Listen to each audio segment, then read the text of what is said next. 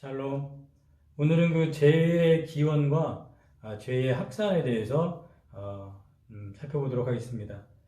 성경은 이제 구약 39권, 신약 27권, 그래서 총 66권으로 구성이 되어 있고, 한 40여 명의 저자가 한 1400여 년의 어떤 기간 동안 기록되어져 있다. 그래서 성경은 이렇게 오랜 기간 동안 기록되어져 있기 때문에 우리 제일 첫 번째 책 창세기에서 맨 마지막 책 요한계시록까지 이렇게 오랜 세월에 여러 명의 저자로 기록되어 있는데, 그렇다면 이 성경을 이렇게 하나로 쭉 연결해서 이렇게 묶을 수 있는 것은 이 신적인 근원, 하나님께서 이 오랜 세월 동안 여러 명의 저자를 통해서 하나님의 말씀을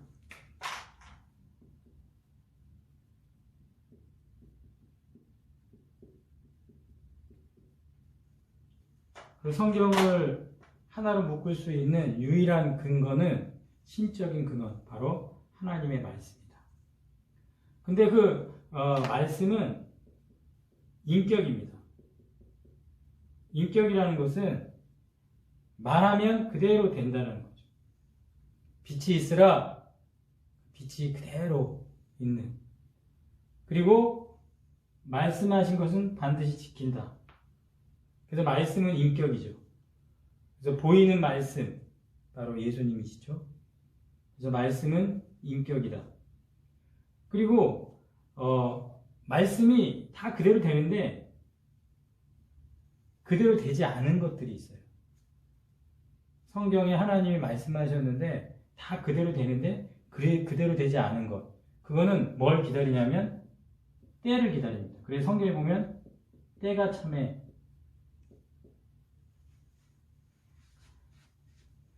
그대로 되지 않은 말씀은 반드시 하나님의 때가 되면 반드시 이루어지기 때문에 때가 참에, 때가 굉장히 중요합니다.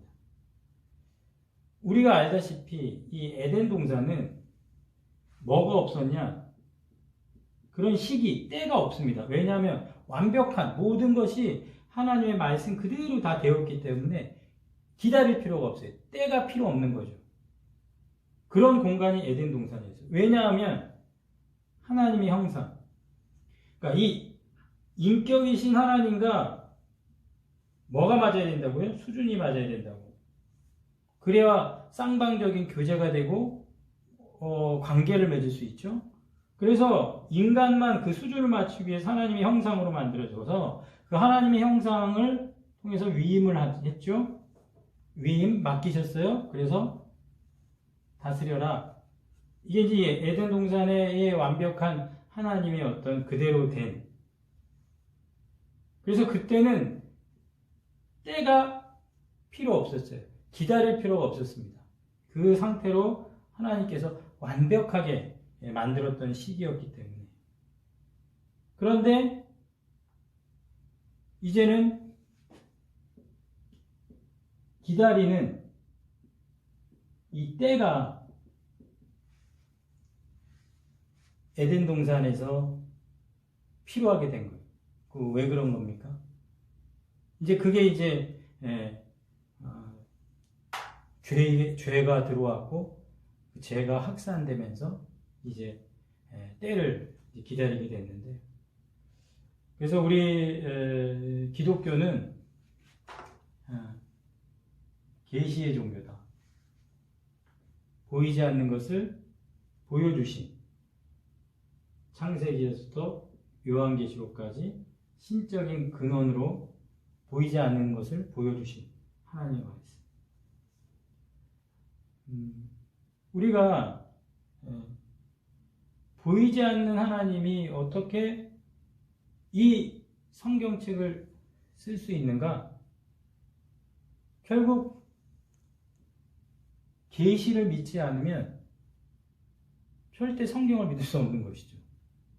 보이지 않는 하나님이 어떻게 성경을 쓸 수 있어? 근데 그 보이지 않는 하나님이 보여주셨다, 그 계시이기 때문에 결국 계시를 믿고 하나님이 살아계셔서 보이지 않는 것을 보여주실 수 있다. 그 하나님이, 살아계신 하나님이 말씀하셨다. 계시의 종교고 말씀의 종교고. 근데 그 말씀하신 하나님은 인격이 있으시기 때문에 약속하신다. 언약, 약속의 종교. 그래서 예수 믿는다라는 거, 또 교회를 다닌다라는 거, 신앙생활 한다라는 것은 바로 이 계시의 하나님, 말씀의 하나님, 약속의 하나님을 믿는 것입니다.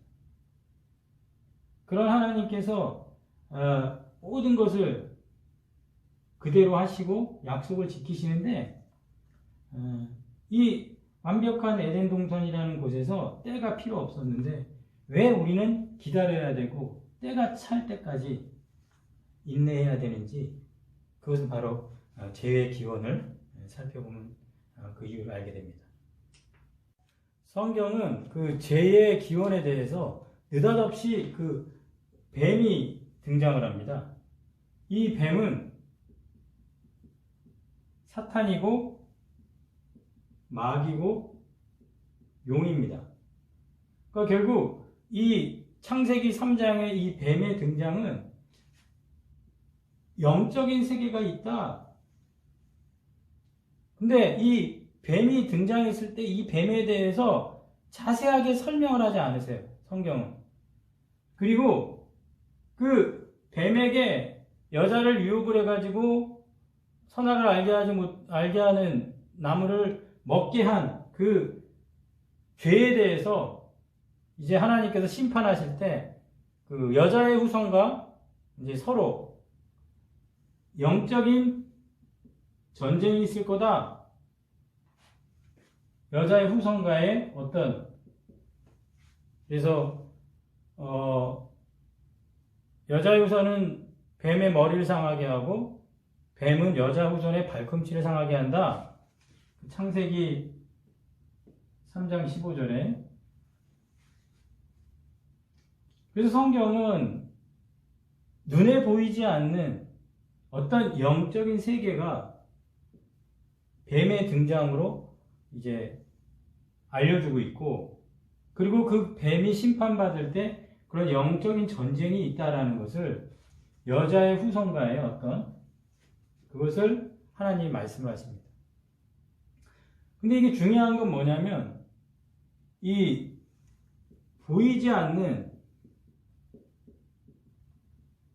이 싸움이 있다라는 것을 성경은 말하고 있지만 자세하게 설명을 하지 않아요. 그러니까 이 뱀을 설명하려면 굉장히 많은 시간이 필요한데도 성경은 그냥 뱀이 등장을 합니다. 그거를 이제 어디서 설명해 드리냐면 요한계시록 12장 7절부터 보면은 이 뱀에 대해서 이렇게 설명을 합니다.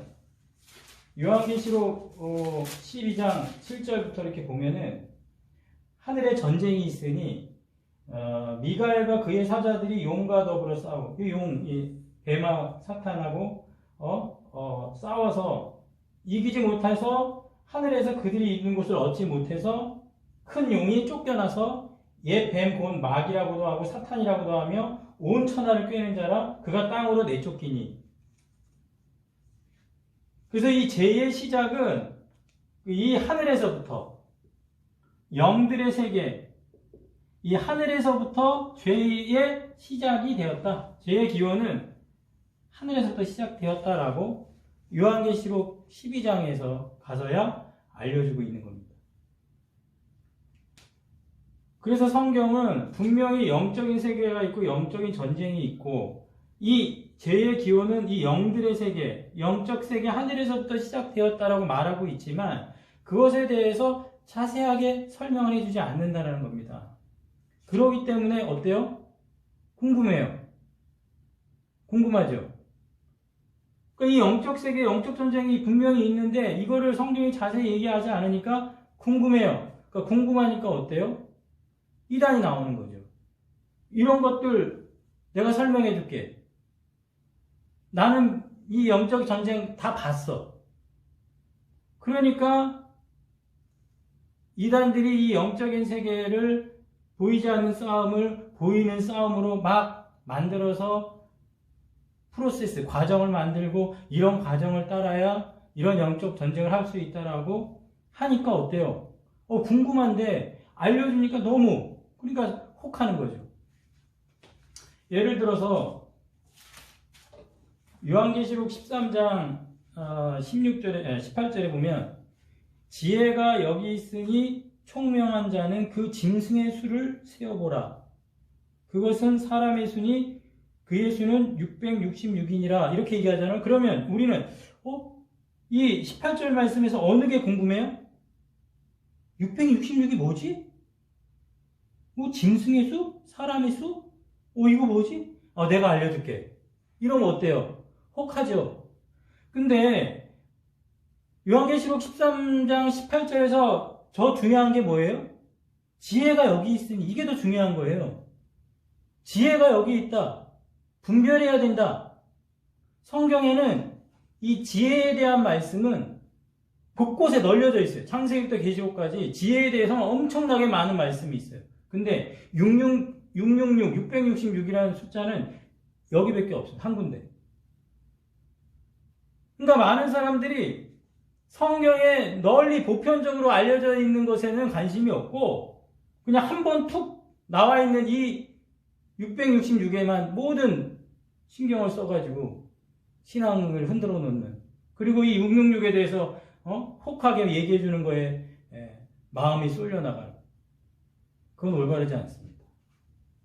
하나님은 영적인 세계가 있고 영적인 전쟁이 있다라고 알려주지만 그거에 대해서 자세히 말씀해 주지 않기 때문에 성경이 가는 곳에서 멈춰야죠. 성경이 가지 않는 곳에선 가지 않아야죠. 근데 자꾸 성경 이상 더 나가려고 하는 유혹들, 그 호기심, 항상 사탄 마귀가 유혹하는 게 뭐죠? 선악을 알게 하지 못하는 나무, 하나님처럼 될 수 있다. 더 있어, 뭔가 알려줄게.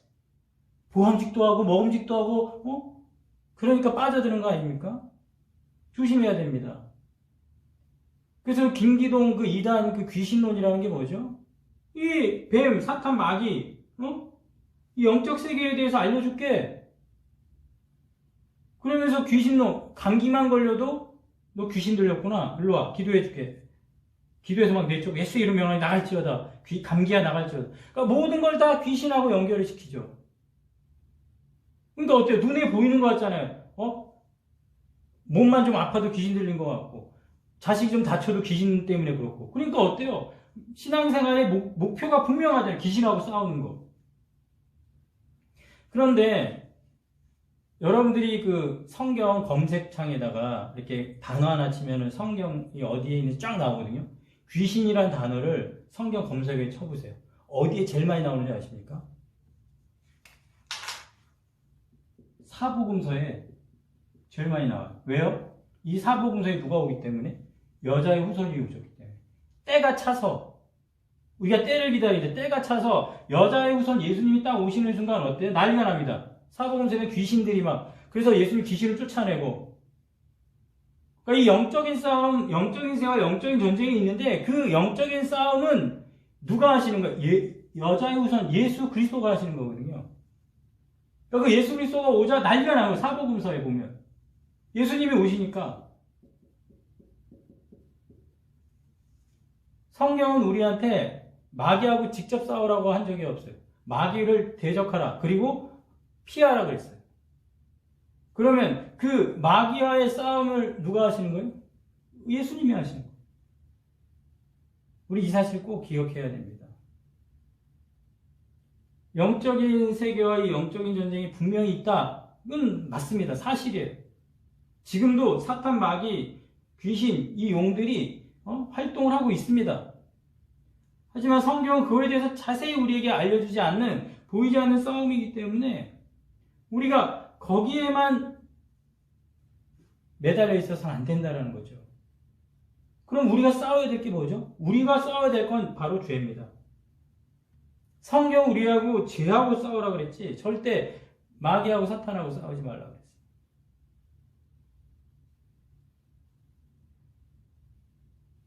마귀하고 사탄하고 영적인 전쟁이 예수 믿는 사람들에게 있지만은 여자의 후손 되신 예수님께서 그들과 싸워서 이기실 겁니다. 우리는 그 예수님을 따르는 자들이기 때문에 예수님을 따르는 자들은 이기게 될 줄로 믿습니다. 그래서 이 연인들의 세계에서 하늘에서부터 이 죄가 시작이 됐는데, 그러니까 이제 뱀이 탁 등장을 하죠. 뱀이 이제 등장을 하는데, 뱀 사탄을 보면서 이 죄의 기원에 대해서 하나님이 이 죄의 기원이 아니냐.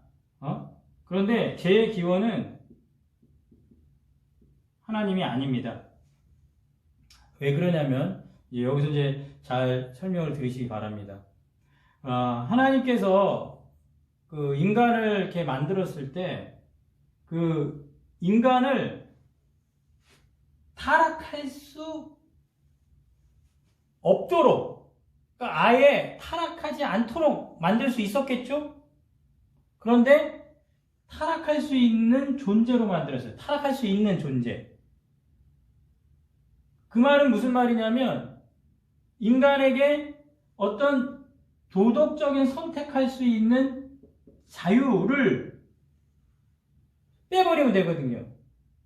그러니까 본인이 어떤 선택도 하지 못하도록, 그러니까 자유를 빼버리면 되거든요.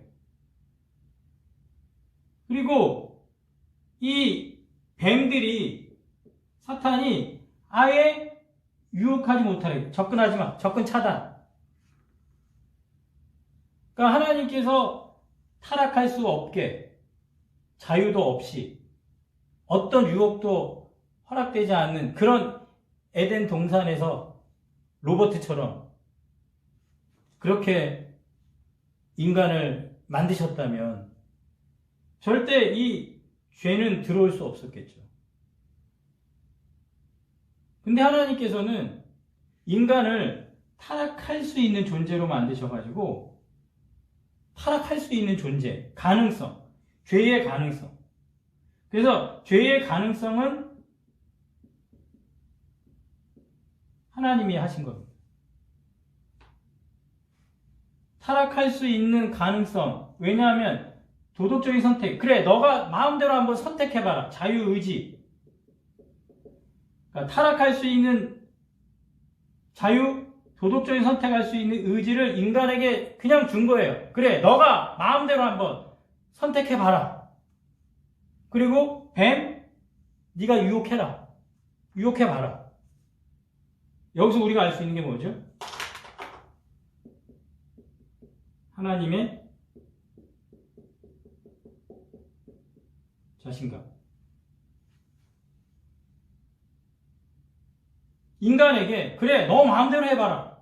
네가 선택하는 대로, 그리고 너의 의지대로 한번 결정해봐라. 도덕적인 모든 선택을 해라. 그리고 뱀, 너희들 유혹해봐라. 인간을 넘어뜨리기 위해서 한번 유혹을 해봐라. 하나님께서는 허락을 하셨어요. 그러니까 죄의 가능성에 대해서 하나님이 하셨습니다. 왜요? 한번 마음껏 해봐라. 그럼에도 나는 이들을 사랑하고 이들을 건져낼 것이고 악한 사탄막이 반드시 멸하고 멸망해서 차단시키는 그런 때가 반드시 올 것이다. 그러므로 죄의 이 책임에 대해서 이성적 피조물의 의지, 이것을 하나님께서 인간에게 허락하셨기 때문에, 이 죄의 가능성을 열어놓으셨기 때문에 이 세상은 죄가 만들어진 것이 아니라 죄가 침투한 것이죠. 죄가 슬그머니 들어온 겁니다. 이 세상에. 하나님께서는 이렇게 모든 것들을 허용하시고 자유를 주시고, 그리고 하나님께서 우리에게 원하는 것은 내가 스스로 정말 하나님을 사랑하는 거지, 어떤 자유적인 선택도 없이 선택할 건 하나님밖에 없도록 만들어 놓고 나 사랑해라? 그건 진짜 사랑이 아니죠. 정말 사랑할 게 너무 많이 막 이 세상에 돈도 있고 명예도 있고 권력도 있고 이런 모든 것들 중에서 전 하나님만 사랑할래요. 그래서 이제 이스라엘 노예 중에 이제 풀어줘야 돼. 자유를 줘야 되는데 그 노예가 주인이 너무 좋아요. 주인을 너무 사랑해요. 그러면 계속 주인의 종이 되겠습니다. 그러면 어때요? 귀를 뚫어가지고 이렇게 그런 말씀이 있지 않습니까? 우리가 종인데 종속되어 있는데 세상의 종, 세상의 돈의 종이 아니라 저는 하나님의 종이 되겠습니다. 하나님의 하나님의 표시가 있는, 하나님의 이름이 써 있는 그런 노예가 되겠습니다. 그게 바로 하나님께서 우리에게 원하시는 것이고 그렇게 해서 죄는 이 땅에 들어오게 된 것이죠. 죄의 기원에 있어서 하나님은 그 죄의 가능성, 그 이성적 피조물의 그 의지를 그들에게 주심으로써 그들에게 자유를 줌으로써 그 위험한 길을 가도록 허락하신 겁니다. 아예 죄와 죽음을 초월한 존재로 만든 것이 아니라 죄의 가능성까지도 같이 만들어서 그들에게 자유를 주는 위험한 길을 하나님은 걷도록 그게 하나님의 뜻입니다. 그게 하나님의 자신감인 거죠. 마음껏 해봐라. 너희들 자유적으로 너희들이 마음대로 해봐라. 그럼에도 나를 사랑해서 나를 경배하여 돌아올 것이다. 그 아버지의 사랑으로 인하여 너희들은 나를 찾게 될 것이다. 그래서 하나님께서는 우리에게 이성적 피조물의 그 의지, 그것을 줌을 통해 그 자유라는 위험한 길을 걸어서 결국은 인간은 처음 인간 아담에서부터 이제 죄를 범하게 되므로 그 에덴 동산에서 하나님께서 건의시는데 그 벌거벗음으로 제가 숨었나이다. 하나님과 수치를 알게 되고 하나님과의 단절. 그게 뭐죠? 죄입니다. 그랬을 때 아담은 바로 죽음을 생각할 수 있거든요. 죽음? 근데 놀라운 것은 아담이 하나님께서 에덴 동산에서 죄를 지은 뱀한테 먼저 이렇게 얘기하잖아요. 14절, 창세기 3장 14절. 여호와 하나님이 뱀에게 이르시되 내가 이렇게 하였으니까 넌 이제 이런 심판을 받을 거다. 저주를 하시고 그 다음에 16절에 또 여자에게 이르시되 저주를 하시고 심판하시고 그 다음에 17절에 아담에게 이르시되 그래서 뱀, 여자, 아담 이렇게 순서적으로 심판과 저주를 내리실 때 아담이 20절에 창세기 3장 20절에 뭐라고 얘기하냐면 아담이 그의 아내의 이름을 하와라 불렀다 이렇게 얘기합니다. 그러니까 이 하와라는 게 무슨 뜻이냐면 모든 산자의 어머니가 됩니다 이런 뜻이거든요. 그러니까 너가 이것을 먹으면 정령 죽으리라 반드시 죽으리라 얘기했던 것을 먹어서 죽어야 되는 그 하나님과의 단절된 죽음 속에서 아담은 뭘 생각했냐? 모든 산자의 어머니가 됩니다. 생명을 생각했어요. 왜요? 하나님께서 여자의 후손을 약속해 줬거든요. 창세기 3장 15절에. 그 여자의 후손을 낳는 모든 산자의 어머니가 하와가 될 것이다. 하와. 믿음으로 고백한 거죠. 우리는 죄를 지어 죽을 수밖에 없지만 하나님의 약속 여자의 후손으로 인해서 우리는 생명이 될 것입니다. 그 믿음의 고백입니다. 창세기 3장 20절은 아담의 믿음의 고백. 아멘 한 겁니다. 아멘. 그렇습니다. 생명. 여자의 후손 반드시 하나님 약속을 이루실 겁니다. 아멘. 그랬더니 하나님께서 21절에 여호와 하나님이 아담과 그의 아내를 위하여 뭘요? 가죽옷을 입혀주십니다. 뭐예요? 덮어주십니다. 우리가 죄를 지었다 할지라도, 죄의 위험한 도덕적 의지를 가지고 죄의 길을 걸을지라도 그 죄를 용서하시고 덮어주시고 가죽옷을 주시는 그 사랑의 하나님을 만나야, 그 덮어주심의 은혜를 알아야 우린 진짜 하나님을 사랑하게 되는 겁니다. 저절로 다 해주시고 저절로 다 만들어 놓으셔서 그렇게 해서 사랑하는 게 아니라, 우리가 하나님을 하지 말라는 걸 했고 내 마음대로 자유의지대로 막 죄를 지어 갔지만은, 그럼에도 하나님과의 그 단절 속에서도 하나님께서 덮어주시는 그 가죽옷의 은혜, 사랑을 알아야 우리는 하나님을 진정으로 사랑하게 되는 것이죠. 그러므로 우리는 죄로 인해서 그 아담이 마지막 존재가 되지 않았어요. 마지막 존재가 아니라 생명을 주는 자, 모든 산자의 어머니, 바로 생명으로 고백하게 되는 거죠. 그래서 아담과 하와에게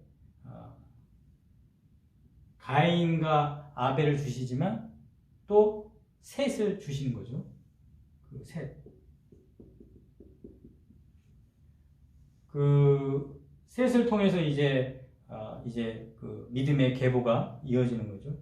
왜냐하면 이제 아담과 하와가 이제 에덴 동쪽으로 이제 쫓겨나게 되는데, 그 창세기에서 인생의 조건이 바뀌는 큰 두 가지 계기가 있는데, 하나가 이제 에덴 동쪽에서의 삶이고 하나가 홍수 이후의 삶입니다.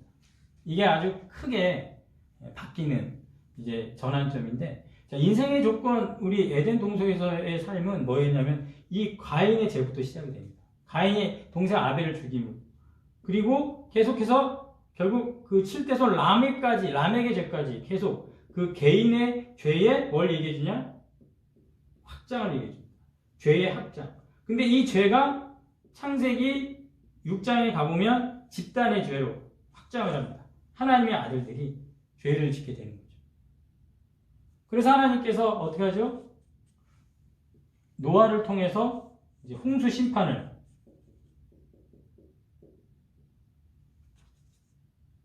근데 이렇게 홍수 심판을 하신 다음에 하나님께서 인구 억제 정책을 피면은 이 죄의 확장을 막을 수 있거든요. 그 옛날 고대 시대에 홍수 설화가 굉장히 많습니다. 그러니까 창세기에만 홍수 이야기가 있는 것이 아니라 주변에 많은 근동의 문헌들 중에 홍수 이야기가 굉장히 많은데, 그 홍수 이야기 중에 어떤 책에 보면 홍수 이후에 신들에게 허락을 받아야 돼요. 그 아이를 낳는 데 있어서. 그러니까 인구 억제를 하는 거죠. 근데 하나님은 절대 그렇게 하지 않습니다. 노아에게 동일하게 뭐라고 얘기하냐면 생육하고 번성하라. 똑같이. 하나님의 뜻은 변하지 않습니다. 죄의 확산을 두려워하지 않으세요. 왜요? 그 죄를 이기고 구원할 능력이 있기 때문에. 생육하고 번성해라. 그렇게 생육하고 번성하는 여자의 후손을 통해서 예수님이 오실 것이기 때문에. 예수님이 오실 것이라는 것이죠. 그리고 이제 홍수 심판 이후에 노아의 그 세 아들들, 노아가 포도농사가 너무 잘 돼가지고 어떻게 하죠? 술 취해서 옷을 다 벗어버립니다. 벌거벗은. 어때요? 아담, 하와의 비슷하죠? 벌거벗습니다. 그런데 함은 그것을 보고 얼레리 꼴레리 막 이러면서 이제 아버지의 그 벗은 모습을 떠들고, 그리고 셈과 아벳은 뒤로 뒷걸어진 회로 들어가서 옷으로 덮어주죠. 덮어줌이 나옵니다. 그리고 이제 노아가 저주를 합니다. 그래서 셈, 함, 야벳, 이 함은 저주를 받죠. 근데 거기에 참 이 홍수 시대가 인생의 조건의 두 번째 이제 여는 새 시대인데, 새로운 세대인데, 그 시대를 여는 최초의 예언이 이거잖아요. 응? 이 셈, 그리고 야벳, 이들에게 창세기 9장 27절, 창세기 9장 27절에 보면 하나님이 야벳을 창대하게 하시고, 야벳을 창대하게 하사 셈의 장막에 거하게 하고, 가나안, 바로 함의 자손 가나안은 종이 될 것이다. 이렇게 저주를 이제 심판을 하는데, 이 셈은 유대인의 조상이고요, 야벳은 이방인의 조상이죠. 그래서 유대인의 장막에 이 이방인이 들어옴을 통해, 구원이 이루어짐을 통해, 확장됨을 통해 구원이 이루어지고, 이 함가는 영원히 대적자들이 심판받는. 그래서 아말렉과는 하나님이 영원히 싸우신다고 그러죠. 그 대적자들을 이야기하는 것이죠.